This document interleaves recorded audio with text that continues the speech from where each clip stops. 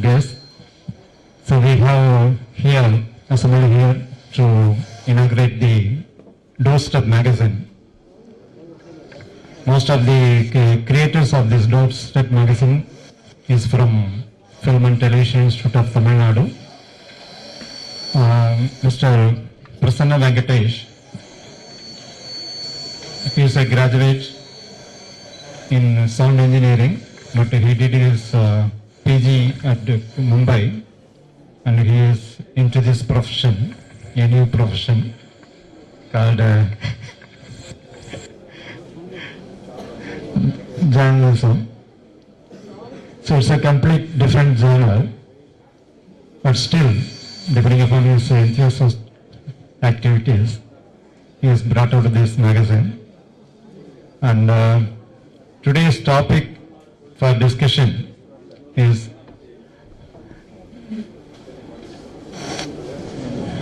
the impact of art in the development of society. So our panelist will be Mr. Hariharan. He is the director of L.V. Prasad Film and Television Academy. Ms. Lakshmi, director, actor and producer. She is well known for her role in Yuddham Sai, which is being telecast even today multiple times in Vijay TV, and we all love to see her on screen. Yeah. And our youngest artist, Mr. Anand, Ashok. So they will be discussing, elaborating on the points of the impact of art towards the development of society. They will be covering the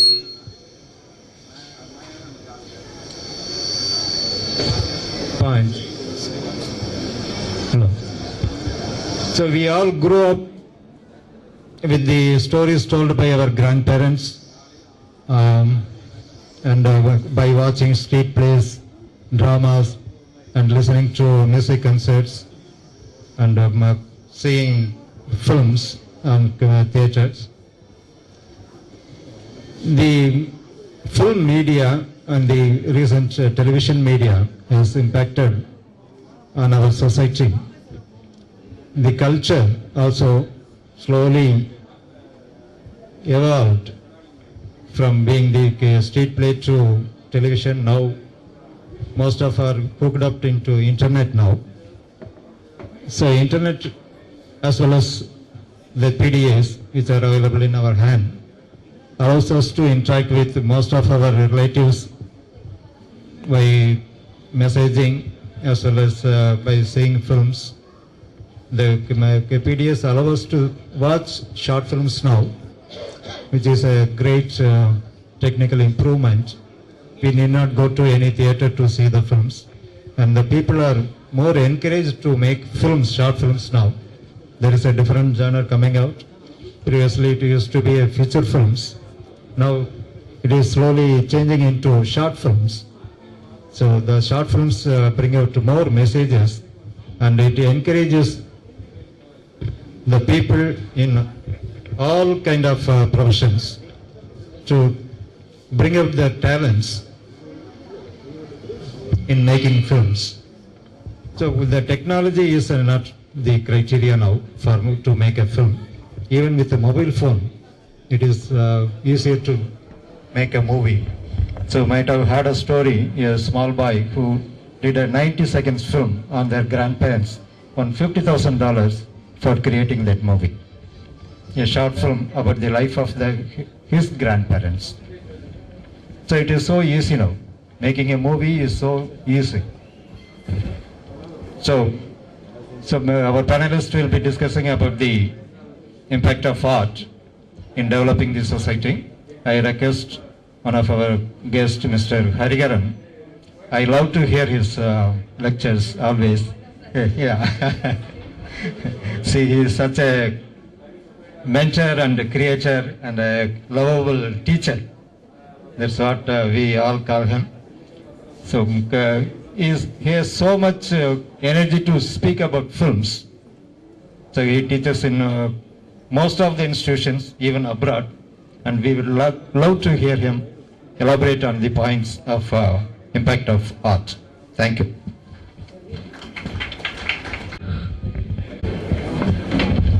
Thank you, Prasanna. Venkatesh. I think we can have a little more volume. Okay, that's enough. Thank you. The subject for today, this impact of art and society. I think there is a clearer focus that you want to get it into cinema specifically, because according to me, when you say impact of art for me is something very simple. It is anything that interferes, anything that intervenes, anything that interacts, anything that conducts a social intercourse. That is art, Anything that transforms something from one state to another state becomes art. So, whether you are cooking good food, that's also art. Whether you are tailoring some good dresses, this is also art, If I make some good shoes, that is also art, Anything that changes from one state to another state is art. It's as simple as that, And therefore, art is happening continuously. Society was born thanks to arts. That means we know how much we are participating in society due to the level of artistic commitment that each one of us has. You don't have to be an artist, a painter or a sculptor to be an artist. Anybody is an artist in that sense. Okay, but now we'll come into cinema as an art, and come directly into that, so that we don't go about to, in an obfuscating manner, See, cinema, when it arrives, when in 1895, you must understand that technology has already developed in big ways. In the United States, they already have had skyscrapers. The automobile has arrived. The flyovers have come. The aircraft is just coming. Orville and Wilbur Wright have just flown their first aircraft. Coca-Cola has come. And the food shops, everything has come. And after all that, cinema arrives. So cinema is the final product of a long history of capitalism and the Industrial Revolution. So the job of cinema was to deliver capitalism to the people, the benefits of capitalism to the people. That's the first thing. Number two, cinema is always an urban art. There is no rural cinema, It's always an urban cinema. That means you have to be an urban thinker to make cinema. You see, because when you make a movie, please understand that you are not like a painter. When you make a movie, you are almost like a big CEO. The director is almost like a CEO of a film, Because the director has to depend on the camera person, the sound recorders, the editor, the processing laboratory, the mixing people, everybody. So, to say that the director is like the author of a book is completely wrong. The director is only a person who channelizes the efforts of a group of people, and if he or she is lucky, it gets channelized well. 90% of the time it doesn't. Cinema is always in a messy situation, You are always fighting variables and problems. Now, suppose you have technology and you have the filmmaker in the two corners of a triangle. The third corner of the triangle is the most important corner. And that is viewership, audiences. This is probably the only art form in the world which is driven by viewership. They decide whether this is worth watching or not worth watching. The filmmaker has no right to go out and say, I have made a good film, and if you don't like it, it's your problem, No, it is the viewers who finally decide whether this film is worth watching or not. Whether it is Kurosawa, Godard, Eisenstein, or Mishkin, all of them suffer the same fate. The audiences decide. For example, my good friend Mishkin's film, Nandalala, which I think is probably his best film, was a disaster when it was released. Now, that does not make the film lesser, but the fact remains that at the end of the day, it had no impact on the audience. So now I'm coming to the idea of what is this impact, When I say that cinema is having an impact, first thing I must realize as a film director, that I cannot plan that impact, It's not like a car which I drive and I press the accelerator and it moves to 100 kilometers. It cannot be planned like that. You have to make a film and you have to put it into the current. It's into the grid. And it is a variety of circumstances that envelop the society at a certain time, which will determine whether the film will have an impact or not. You see, a film which is enormously successful in Tamil Nadu and remade in Telugu will be a disaster. So how could you say that this is not worth making? So the impact in cinema is an extremely synergetic process. It's a synergy. The audience create the impact and the filmmakers attempt to work into that. They are just trying to work into that. Now, the third problem comes up in the process of filmmaking for all filmmakers here is that when the filmmaker thinks of an idea and he says or she says, this is a good idea to work with into the future. Please understand, say so today is the 14th of April and I think of an idea. By the time I write this into a script and into a shooting and into the mixing it'll be 8 months to 10 months hence. The film will probably come in January next year. By the time the idea is so old, the idea has become old because there are other people who are also working on similar ideas, They would have started and you are suddenly coming and thinking you have a brand new idea. So what happens is filmmakers have to start relying upon what they think as universal stories, timeless classics, timeless positions. It's so complicated. It is so complicated to think that I can do something which is completely not bound by time. But my audience, they are changing. On a daily basis, they are changing. And they are moving forward in very, very quantum ways. They are moving forward. And I am thinking that I can somehow entertain them 8 months ahead. I am thinking of an idea script. And it's coming to them 8 months later. Whereas a television series is being shot today and it is telecast 2 days later. So definitely the television series has a lot more, in quotes, freshness, a lot more immediacy than the feature film. Right? And today you have short films, a galore as Sridhar was telling, and you put it on the YouTube, The audiences have completely moved out of what you think as the normal areas of Tamil market and Telugu market. It's a world market, It's a completely global market.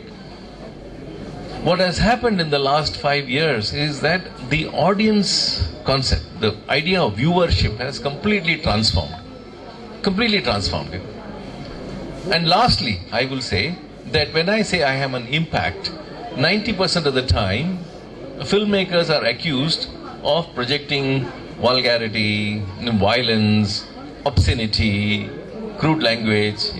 This is the standard, things I have been hearing for so many years. And I tell them, after all, cinema cannot create anything new. Cinema is only reflecting. The mirror is only what is happening in society. If there is swear language in the movie, if there is obscenity in the film, it's happening there. And therefore it's happening here. Nothing can originate in cinema. Cinema will only reflect. Now, the argument will be thrown to us is that, no, you are glamorizing that reflection. You are popularizing it, I said, that's not in my hands. If it was in my hands, suppose, if I make a violent film and if I make a gangster movie or if I make a so-called B-grade sex movie, and if it flops, then what happens? We must realize that we make 1,100 pictures every year in this country, out of which 850 are disasters, which means you have an 80% chance of losing money with a commercial subject, with a so-called commercial subject. And these 850 pictures were not made by Adur Gopalakrishnan.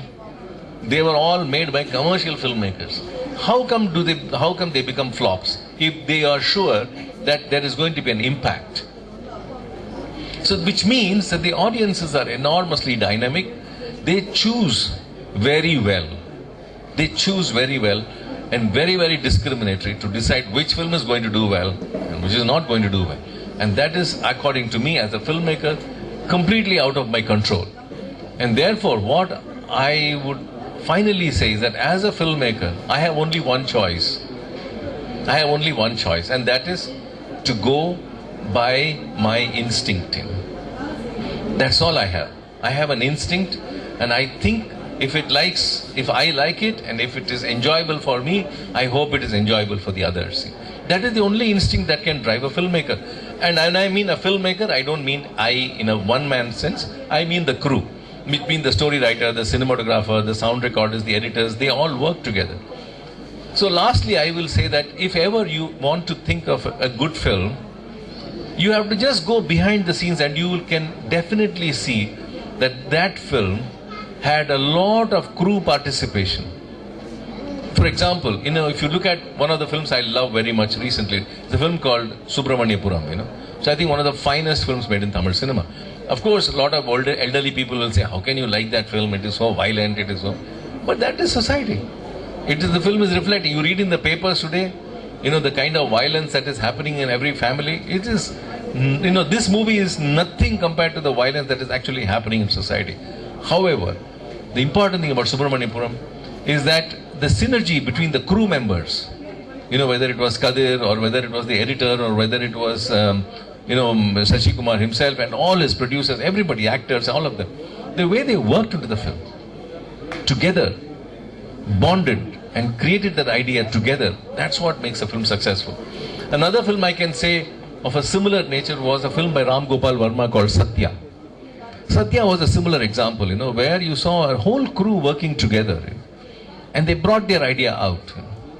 So ultimately, I will say that if as an artist, you want to have an impact, at least hoping to have an impact, the first thing you must do with an industrial art form like cinema, or today with an e-paper, that you must have your crew believing in your work completely.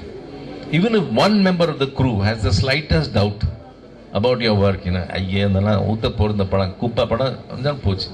will really spread like a virus into the whole film, And that film has very little chance of succeeding because there is no confidence in the crew members, first of all. Where do you think the confidence will be there in the audience?